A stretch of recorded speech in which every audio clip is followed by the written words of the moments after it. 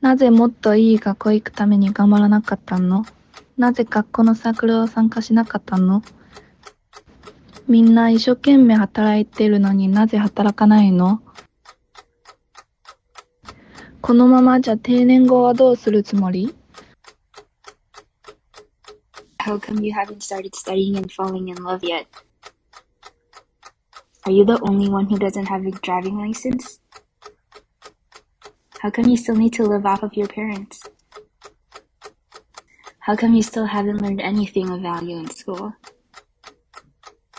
How come everyone has a big house to live in and so many kids and you're all alone? 上学了吗？还没结婚啊？人家的孩子都那么大了，怎么事业还是没什么起色？ നീ എന്തിനാ പഠിക്കാൻ കൂടുതൽ സമയം ചെലവാക്കത്തെ? അയനെ നീ കല്യാണം കഴിച്ചില്ല, അമ്മയും അച്ഛനും ആഗ്രഹിച്ച പോലെ. എന്തിനാ നീ ഒരു നല്ല ജീവിതം അമ്മയും അച്ഛനക്ക് വേണ്ടി കൊടുക്കാഞ്ഞേ? എന്തുകൊണ്ട് നീ പിള്ളേർക്ക് ഒരു വീട് വാങ്ങിച്ചു കൊടുത്തില്ല? Wherever we are born, our lives seem to be divided into stages by the cultural environment in which we live. The culture we live in creates a timetable for us to live our lives according to the rhythm of the timetable. These timetables are called social clocks. I was born in the southeast of China and I have grown up here.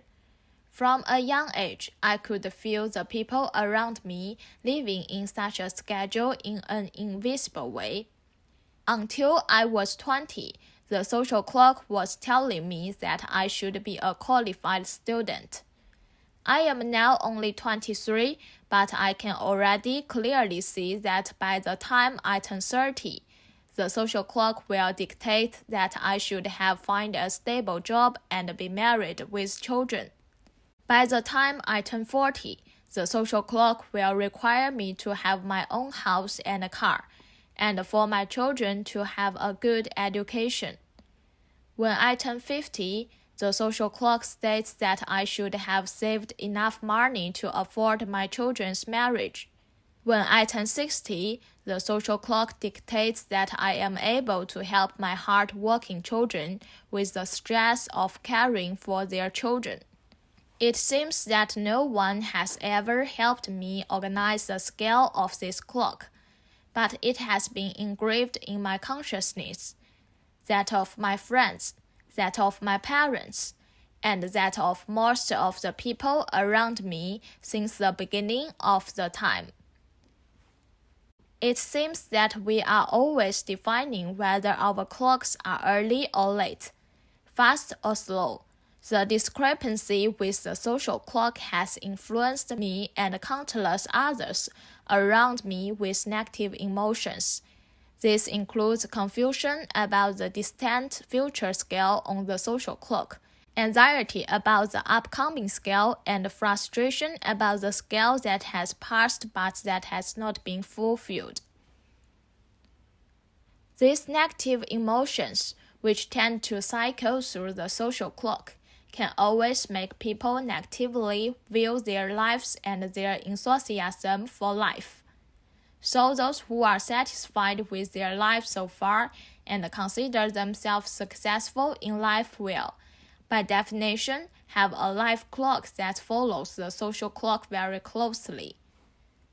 I interviewed a total of 68 people who were considered themselves to be satisfied with their lives so far, and these are my results. Some were proud of having a stable job and have a happy marriage in their hometown. Others felt a sense of achievement for having given up their comfortable life in a small city to venture into the big city. Some are glad that they ended their unhappy marriage at 26. Others get married at 18, become a housewife and reap the benefits of a happy family. Some graduate from high school at 18 and are assigned to work in state enterprises. Some choose to start their own business at 22 and already have 2 shops of their own by the time they are 28. Others only graduate at 29 and find a job they are passionate about at 32. These life clocks of success in the eyes of the clock owner are pieced together as if there were no obvious patterns. Notably, most people's life clock are very different from the social clocks. The difference between these people and the many more who are dissatisfied with their lives because they have deviated from the social clock seems to lie only in their subjective judgment of the life clock. These people who have a good life in their own perspective seem to have their own criteria for evaluating life that are rarely bounded by the social clock. When we leave behind the meticulous carved social clock and pick up the pen to write down the scales of our lives, each person's life is seen as an intriguing piece of literature to the onlooker. Only when I put down this pen and compare my own life clock with those who are satisfied with their own lives, can I find that in this clock of success, I can always piece together the shadows of my own life. I can find similar origins, similar families, similar upbringings, similar milestones in life in the piece of these clocks of success. However, the tracing of the social clock in my heart transforms these similar clocks from shining to something dim. New York time is 3 hours ahead of California time, but California time is not slower. The early and late times in New York and California differ due to the time zones in which they are located. However, time zones are artificially set, and it is the artificially drawn central meridian that makes the difference between early and late times throughout different regions. When one looks at the globe, it is simple to understand at what moment in time each of the different latitudes and longitudes has, and its a unique position in relation to the sun. There is really no difference between fast and slow time, or early and late time. Millions of individuals are standing on millions of different longitudinal and latitudinal points on around us.